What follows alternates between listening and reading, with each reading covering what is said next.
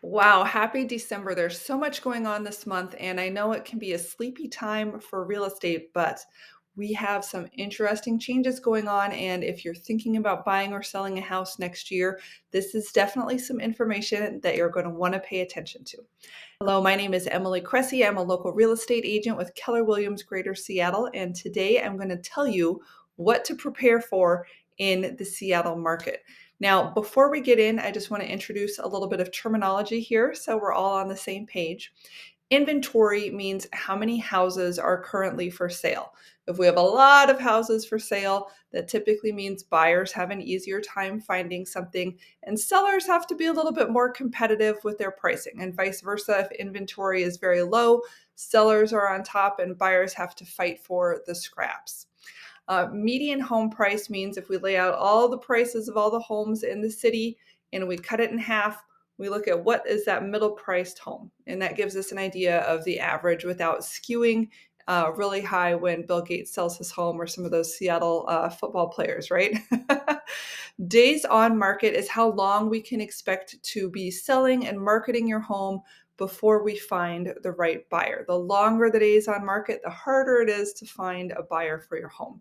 And closed sales just tells us how many homes are actually transacting each and every month.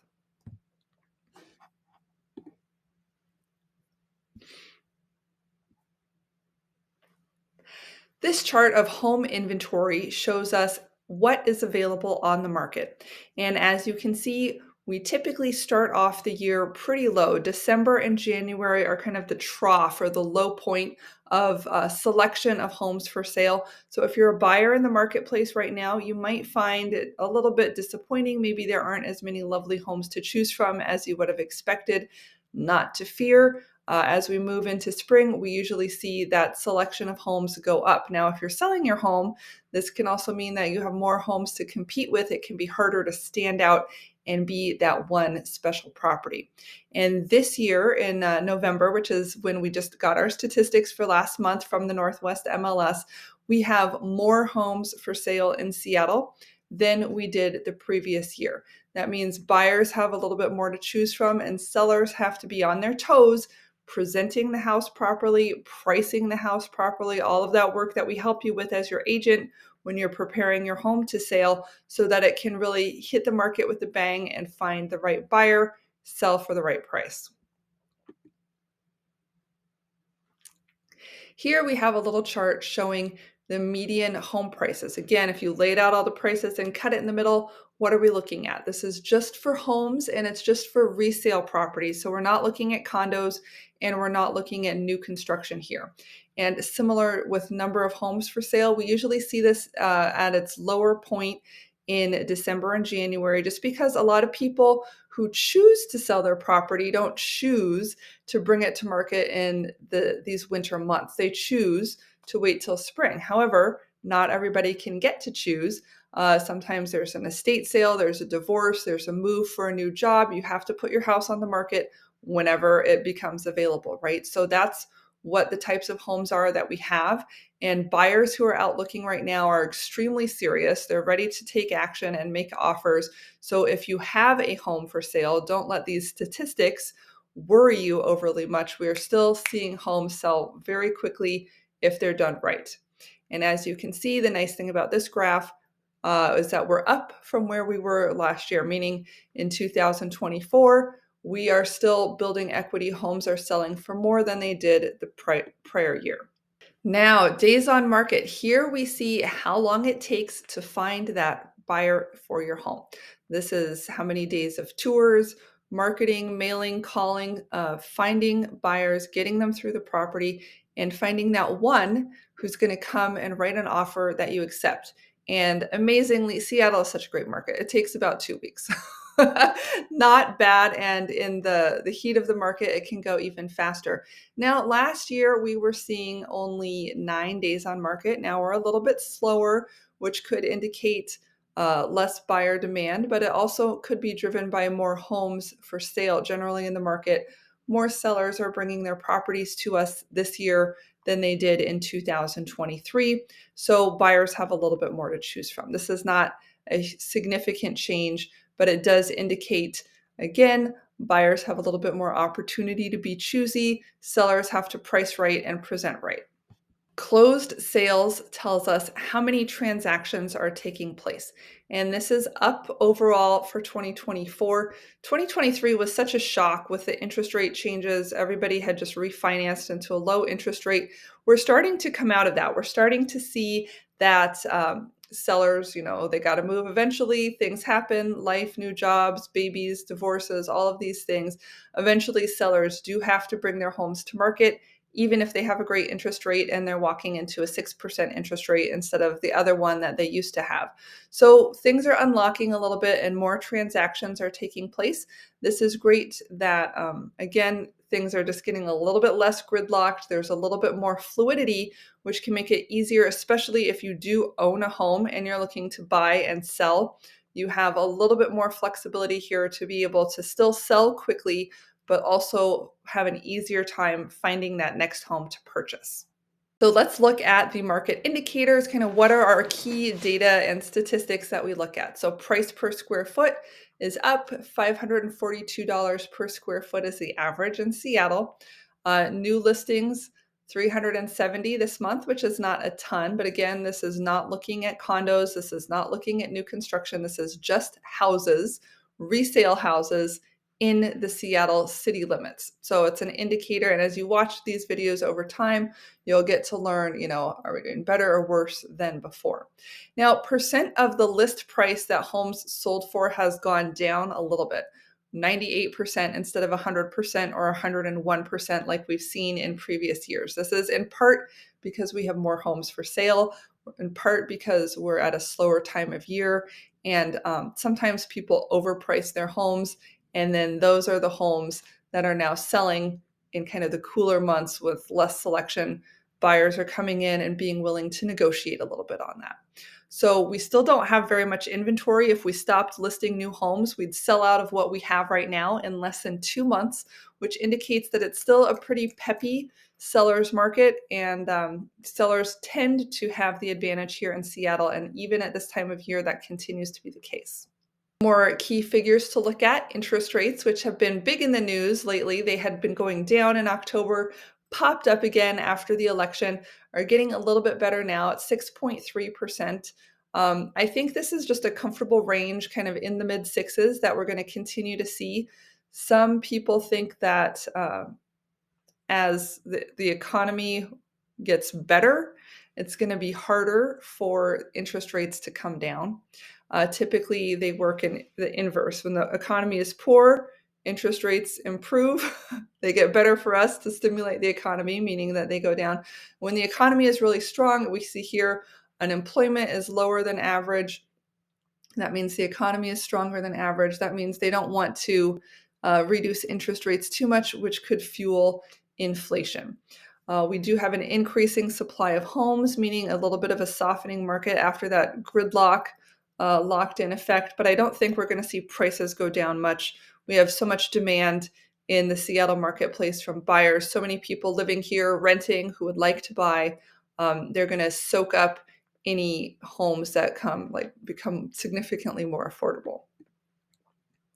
So if you're a buyer, is now in the winter a good time to buy? Actually, yes, this is absolutely kind of my secret, I don't know, this is a spy look, 007, something like that. If you are the investor type, you're looking for a deal, especially if you don't mind maybe I don't want to say dregs. There are certainly nice new properties coming to sale, but a lot of what we see sitting around right now are older rental properties, estate sale homes, probate properties, those types of things, which might not have had as much prep and updating. If someone's lived in there 50 years and then it's a little bit dated, you have some sweat equity opportunities in the market right now. And potentially those types of sellers can be a little bit more flexible with what they're willing to take for the home. If it's free and clear, they realize it's not in perfect condition. So if you're looking for a good deal, this is a really good time of year to be shopping. And if you want something that's nice and turnkey and move-in ready, there are those opportunities too. But you need to be prepared to move on them quickly, because even now in winter, I just saw a property, a client was coming in from out of town. He wanted to take a look at it, And 3 days later, it was off the market again. Someone had already put it under contract. So there's still multiple offer scenarios going on, even at this time of year. We are seeing more inventory, so you have more homes to choose from. You have a little bit more flexibility to take your time to negotiate. Interest rates are not going crazy. They kind of are what they are at this point. It's been pretty steady. And so I think it's a really good time, especially if you're like me, you kind of just need a little bit more processing time to think about the home and not make a snap decision. It's a really good time to be in the marketplace right now. On the flip side, is it a good time to be a seller?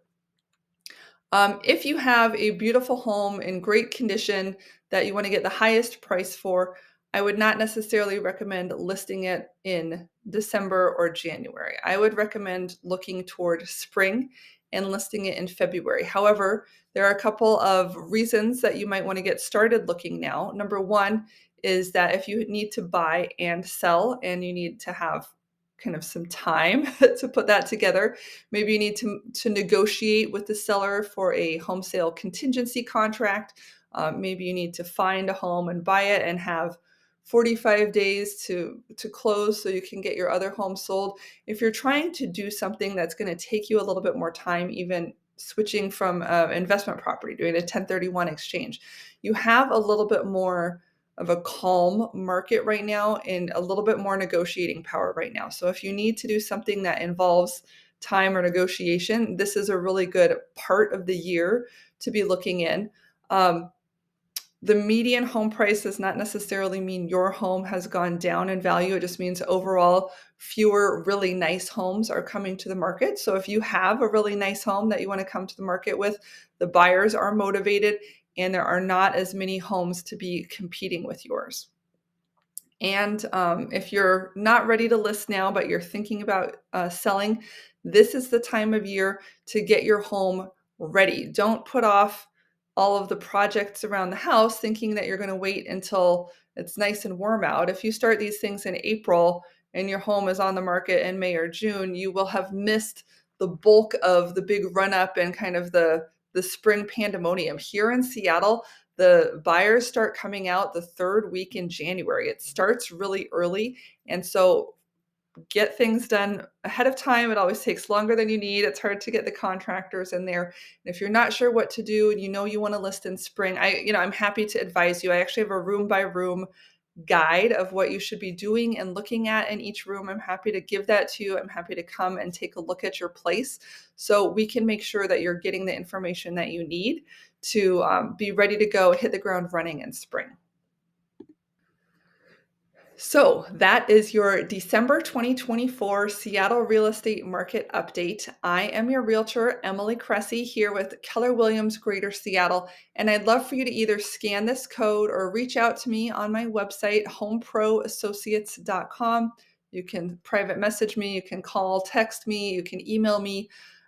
I take all forms of communication, but I want to let you know that I'm here to be a resource for you. A lot of times I find myself doing the same thing. We want to do all of the research by ourselves. We want to learn everything. We want to become an expert, and we don't want to talk to a salesperson because that feels like pressure.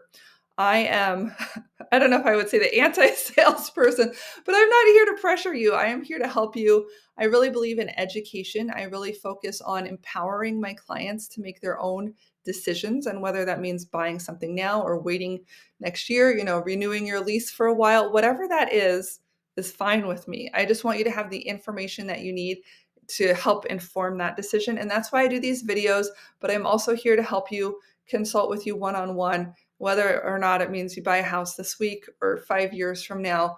I'm all about building long-term relationships, and I'd love to meet you and have an opportunity to build a relationship with you. So thanks so much for watching. I hope you get a chance to get in touch. And if you have any questions about this video or other themes that we discuss with the real estate market, feel free to reach out, shoot me a comment. I'm here to help. And until then, I'll see you on the next video.